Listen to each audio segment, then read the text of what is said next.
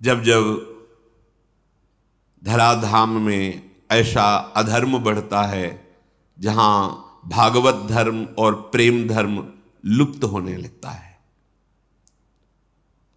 दुष्टों का विनाश कोई खास बात नहीं भगवान के लिए। भगवान कहते हैं जब जब धर्म की हानि होती है, यदा ही धर्मस्य, कौन से धर्म की? भागवत धर्म की, प्रेम धर्म की। जब उसका प्रकाश करने वाला कोई नहीं दिखाई देता और लुप्त होता चला जाता है, तो स्वयं भगवान पधारते हैं, ऐसी दिव्य लीलाएं करते हैं जिनको गा गा कर भागवत धर्म और प्रेम धर्म में स्थित हुआ जा सकता है। कृष्णाय वासुदेवाय देवकी नंदनाय च और नंद गोप कुमाराय गोविंदाय नमो नमः। दो बात कही गई, वसुदेव देवकी नंदन और यशोदा नंद नंदन। श्री लालजू महाराज निकुंज से आए जो नंद नंदन के रूप में है, और देवकी वसुदेव के यहां भगवान नारायण का प्रादुर्भाव होता है। वासुदेव भगवान जो देवकी नंदन है उनका नाम रखा गया है वासुदेव। सनत कुमार जी, सनक सनंदन सनत कुमार जी जो भगवान से मिल रहे हैं, दर्शन कर रहे हैं, तब वो कह रहे हैं हे भगवान वासुदेव। वासु समस्त ब्रह्मांड जिनके एक रोमकूप में वास करता है, ऐसे अनंत ब्रह्मांड जिनके रोमकूपों में वास करते हैं। वासु सर्वनिवासश्च विश्वान यशु लोमशु तस्य देवः परम ब्रह्म वासुदेव इति रीता। जिनके लोमकूपों में अनंत विश्व ब्रह्मांड स्थित हैं, वो सर्वनिवास, वो महान, वो परम पुरुष, महान देव स्वामी आपको वासुदेव कहते हैं। वही आप महान, वही आप परम पुरुष वासुदेव के रूप में है। चारों वेद पुराण इतिहास जितना भी वर्णन है प्रभु आपका है। कहीं भी किसी भी ब्रह्म ऋषि ने ऐसा नहीं देखा कि आपका तन, आपका ये शरीर सप्तम धातु से बना हुआ है। किसी वेद ने निरूपण नहीं किया, किसी मुनि ने ऐसा अनुभव नहीं किया। यहां हम सब साक्षी हैं, धर्म साक्षी है, सर्व साक्षी है, वेद साक्षी है कि आप सच्चिदानंदमय तनु भगवान वासुदेव हैं। किसका नमस्कार? जो कंस कारागार में चतुर्भुज रूप में प्रकट हो रहे शनकादि, उनका दर्शन करके वर्णन कर रहे हैं। मंगलमय भाद्रपद के कृष्ण पक्ष की अष्टमी है। मध्य रात्रि का समय, सब ओर घोर अंधकार छाया हुआ है, पर सारी प्रकृति एक नवीन आनंद उत्सव में भरी हुई है, क्योंकि प्रकृति के स्वामी परमात्मा का प्रादुर्भाव हो रहा है। उल्लास में भरी हुई संपूर्ण प्रकृति है। प्रकृति के परम आश्रय, प्रकृति को भी सृजन करने वाले परम देव पधार रहे हैं, तो प्रकृति उल्लसित होकर उनका स्वागत कर रही है। दिशाओं में प्रसन्नता छाई हुई है। यद्यपि बहुत ही आसुरी प्रवृत्ति का बोलबाला है, एक से एक बड़े भयंकर असुर प्रकृति के अधिकार संपन्न जन हैं। भौमासुर, बड़े बड़े जरासंध, कितने कितने ऐसे, और कंस के तो बल से प्रभावित होकर अपनी पुत्रियों का ब्याह जरासंध ने किया था। महान बलि जरासंध। सब तरफ दुख, क्लेश, अशांति फैली हुई है, पर प्रभु का अवतार हो रहा है तो इस समय आनंद ही आनंद छाया हुआ है। स्वयं नदियों का जल निर्मल हो गया। सरोवरों में रात्रि में ही कमल खिल उठे। वृक्षों की शाखाएं बिना ऋतु के पुष्प और फल से संपन्न हो गई। जो भजन करने वाले यत्र तत्र साधु महात्मा हैं, उनको एक अलौकिक आनंद की अनुभूति हो रही है, क्योंकि उनके प्राणाराध्य प्रकट हो रहे हैं। वायु सेवा कर रही है, शीतल मंद सुगंध प्रवाहित हो रही है। देवताओं की दुंदुभियां बिना बजाए अपने आप बजने लगी, क्योंकि सर्वलोक महेश्वर का प्रादुर्भाव हो रहा है। गंधर्व किन्नर एक अलौकिक प्रेरणा से गान कर रहे हैं, नृत्य कर रहे हैं। रात्रि के समय सिद्ध चारण, बड़े बड़े पदाधिकारी लोक के लोकपाल जो ईश्वर कोटि के हैं, सब स्तवन कर रहे हैं। एक अद्भुत जो समाधि में आनंद प्राप्त होता है महत योगी जनों को, आज सबको स्वाभाविक एक शीतलता, शांति, एकाग्रता, परमानंद की अनुभूति हो रही, क्योंकि भगवान का प्रादुर्भाव हो रहा है। अनंत सूर्य, अनंत चंद्रमाओं जैसा जहां कंस का कड़ा पहरा है, राक्षसी स्वभाव के मायावी द्वारपाल हैं, जो कोई सूक्ष्म रूप धर के भी आ जा नहीं सकता है, ऐसे मायावी हैं कंस के पास, जो उस समय वर्तमान में द्वारपाल लगे हुए हैं, क्योंकि उसको भय ये आखिरी संतान है, यही मेरी मृत्यु का कारण होगी, बहुत सावधान है। जैसे अनंत सूर्य चंद्र एक साथ प्रकाशित हो गए हों, ऐसे मथुरा में कंस कारागार में दिव्य प्रकाश प्रकट हुआ। देखा शंख चक्र गदा पद्म धारण किए हुए चतुर्भुज, विशाल नयन, वक्षास्थल पर दिव्य श्रीवत्स चिन्ह, भृगुलता, भृगु जी के चरण चिन्ह, रत्नहार धारण किए, विविध आभूषण, दिव्य कांति, किरीट मुकुट कुंडलधारी, अंग अंग से सौंदर्य और ऐश्वर्य टपक रहा है। सौंदर्य और ऐश्वर्य अंग अंग से, ऐसा दिव्य अद्भुत रूप देखकर वसुदेव देवकी कितने कष्ट में थे। विचार कीजिए, कितने कष्ट। ऐसे दुष्ट स्वभाव के शासक, और उसको भय है कि इनसे संतान जो होगी वो मेरी मृत्यु का कारण, बड़ा कष्टमय जीवन, घोर अंधकार में, जेल में हथकड़ी बेड़ी पड़ी हुई। हमें थोड़ा कष्ट होता है हम भगवान को शिकायत करने, ये इतने महान तप संपन्न है कि भगवान की पिता होने का सौभाग्य, पर कैसा कष्ट है, घोर पहरा है। उस अंधकार में ऐसे तेजो में रूप को देखकर अद्भुत आनंद वसुदेव और देवकी जी को हुआ। भगवान प्रकट होकर उन्हें अभय वचन दे, अब आप डरो मत, जहां मैं पधारता हूं वहां क्लेश परंपरा ही खत्म हो जाती है।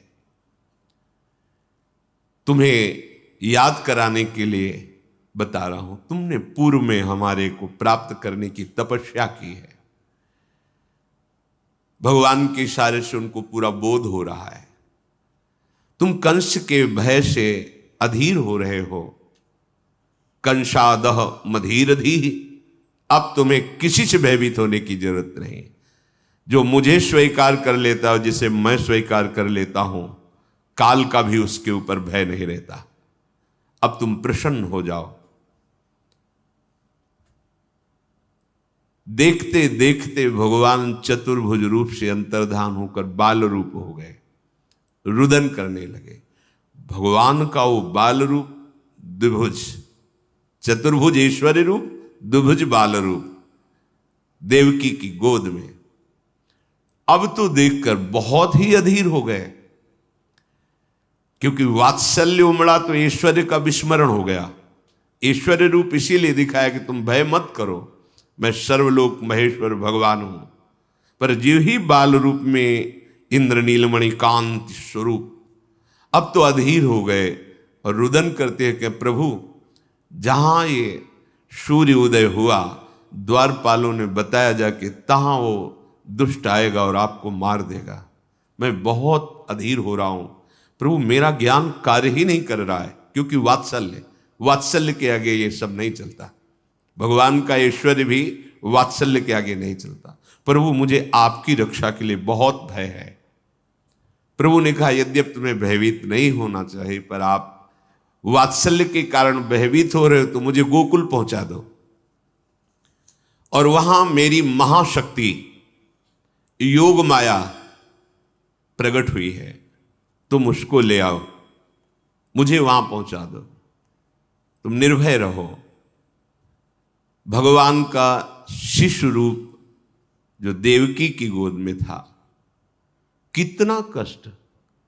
अखिल लोक आनंद सिंधु गोद में है, वो कह रहे मुझे अभी पहुंचा दो। वसुदेव जी की गोद में प्रभु को विराजमान करती है, हृदय में कितनी पीड़ा होगी। नवजात शिशु अभी आंखों से ओझल, जिसके दर्शन मात्र से परमा आह्लाद परम सुख, वो अभी जा रहा है।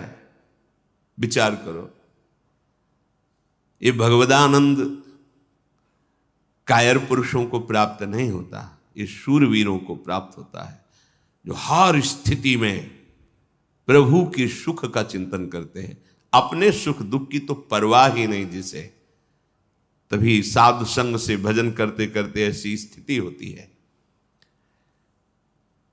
भगवान वसुदेव जी की अब गोद में है।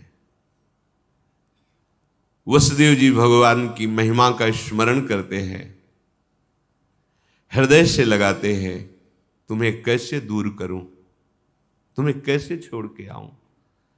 इतना तो कष्ट भोगते रहे, अन्य पुत्रों का वध कर दिया गया, अब आनंद सिंधु आप मेरे हृदय से लगे, और वो भी अब हम ही आपको जाके छोड़ करके वापस आपको आए, पर आपके सुख के लिए हमें जाना पड़ेगा। पर जाऊं तो कैसे जाऊं? पैरों में बेड़ियां हैं, हाथों में हथकड़ी है, लोहे के बहुत मजबूत दरवाजे और शस्त्र धारण की हुई आसुरी स्वभाव वाले मायावी राक्षस वो द्वारपाल बने खड़े हैं, अत्यंत विषादग्रस्त हो रहे हैं। ऐसा सोचते ही देखा कि हथकड़ी और बेड़ियां टूटकर गिर गई, प्रसन्नता हुई। कदम आगे बढ़ाए तो देखा अपने आप दरवाजे खुल गए, बड़े विशाल लोह कपाट अपने आप खुल गए। जिसके छाती में अखिल लोकों के स्वामी प्रभु बाल रूप से विराजमान है, अब उसको कौन सा बंधन बांध सकता है? जो भगवान को अपने हृदय में चिंतन के द्वारा सदैव बसाए रखता है, उसको मोक्ष के लिए कोई प्रयास नहीं करना पड़ता, सारे बंधन अपने आप कट जाते हैं। इसलिए कई बार सत्संग में निवेदन किया है कि हमारी साधना का फल है अखंड स्मृति। हर समय प्रभु के चिंतन में रहते हुए जो भी व्यवहार कार्य है वो करे, कोई नहीं बांध सकता। जब तक प्रभु का स्मरण हृदय में नहीं है, तब हजारों लाखों साधनाएं कर लो, प्रयास कर लो, ये माया का बंधन खुलने वाला नहीं। माया की शाकलों से हाथ पैर गले सब बंधे हुए हैं। काम वासना क्रोध लोभ मोह मद मत्सर, ये ऐसे मायावी द्वारपाल हैं कि आपको निकलने ही नहीं देंगे। अज्ञान का कारागार अंधकार युक्त, कैसे निकला जाए? श्री कृष्ण को हृदय में रखकर। पक्की बात, कृष्ण नाम और कृष्ण रूप में कोई अंतर नहीं। जो कृष्ण है वही कृष्ण नाम है। अगर जिह्वा से राधा राधा कृष्ण कृष्ण चल रहा है तो मानो प्रिया प्रीतम विराजमान है आपकी जिह्वा में। अतएव जीव इस भयंकर अविद्या माया रूपी कैद खाने से, विविध प्रकार की वासना की जंजीरों से, काम क्रोधादि मायावी द्वारपालों से बचकर अगर निकल सकता है तो एकमात्र प्रभु को हृदय में रखने पर, अर्थात स्मरण करने पर। अगर प्रभु का स्मरण है तो आप मुक्त हो जाएंगे। मुक्ति के लिए कोई अलग से वेदांत पढ़ने की जरूरत नहीं, अपने आप ज्ञान प्रकाशित हो जाएगा। प्रतिपल भगवद स्मरण, चित्तवृत्ति को रोककर बार बार नाम में लगाना, रूप में लगाना, लीला में लगाना, धाम चिंतन में लगाना, कोई मोक्ष के लिए प्रयास करने की जरूरत नहीं। अपने आप आपको अनुभव होगा कि जो परमार्थ का परम लाभ है वो प्रकाशित हो रहा है। दरवाजा खुला, वसुदेव जी लालजू को लेकर बाहर निकले तो डर रहे थे कहीं पहरेदार देख ले तो प्रहार कर देंगे, पर वहां देखा सब बेशुद्ध मूर्छावस्था को प्राप्त है। धीरे धीरे निकलकर बाहर आए, दबे पांव, कोई जान न जाए। अपराकृत परमानंद विग्रह प्रभु को बार बार ऐसे देखते हैं, हृदय से लगाए हुए आगे बढ़ रहे हैं। पद पद पर आनंद की उमगन हो रही वसुदेव जी के हृदय में। समझिए, जब कोई भगवद स्मरण परायण होता है तो प्रति कदम, प्रति श्वास, प्रति क्षण एक अद्भुत आनंद। अब प्राकृतिक उदाहरण तो बैठता ही नहीं, पर कई बार सत्संग में कहा, जैसे दूध को अग्नि पे चढ़ाओ तो उफान आती है, ऐसे आनंद की उफान हृदय में आती है जब मेरे प्रभु और उनका स्मरण और कहीं उनकी रूप की झलक, तब तो फिर ब्रह्मादिक के भोग शब विषम लागत ताई, नारायण ब्रज चंद की लगन लगी है जाए। अभिमान का भार उठाकर संसार पथ में चलते चलते पग पग पर दुख कष्ट संकट विपत्ति भोगते भोगते थक गए। अब छोड़ो, अपना भार श्री कृष्ण के ऊपर छोड़ो, श्री कृष्ण का चिंतन करो, तो पग पग पर परमानंद की अनुभूति होगी। वसुदेव जी को अपार सुख हो रहा है। श्री कृष्ण को हृदय से लगाए हुए महामहिम ब्रज की तरफ चल पड़े।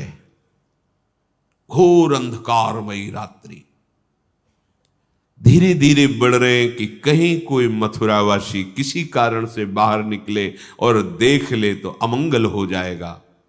इसी समय मेघ गर्जना हो रही, भयंकर वर्षा शुरू हो गई, क्योंकि कोई बाहर निकल ही ना पावे।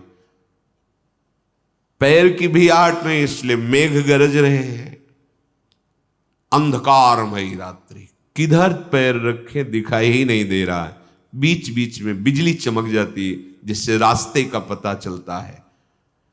जब वर्षा प्रारंभ हुई, वसुदेव जी ने अब कहां तक ऐसे छुपाए, लगा कि नवजात लाला है, वर्षा में कुछ दुख पहुंच सकता है, ऐसा विचार कर रहे हैं। अचानक देख रहे हैं कि आसपास तो बूंदे गिर रही, पर ऊपर बूंदे नहीं गिर रही।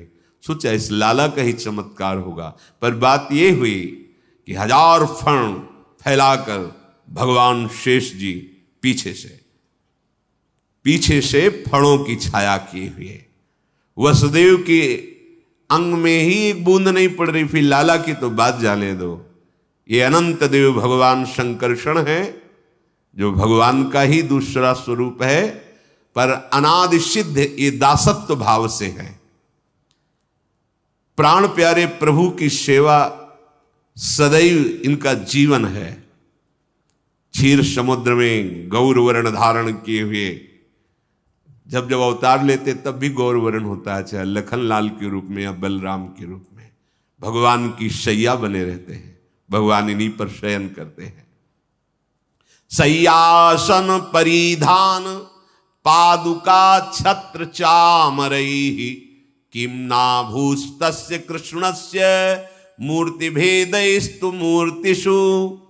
ये भगवान अनंत हमारे प्रभु की पादुका बनते हैं, यही सैया बनते हैं, यही आसन बनते हैं, यही प्रभु के वस्त्र बनते हैं, यही छत्र चंवर विविध रूप धारण करके हमारे प्रभु श्री कृष्ण की सेवा करते हैं। भगवान शेष संकर्षण अनंत महिमा युक्त।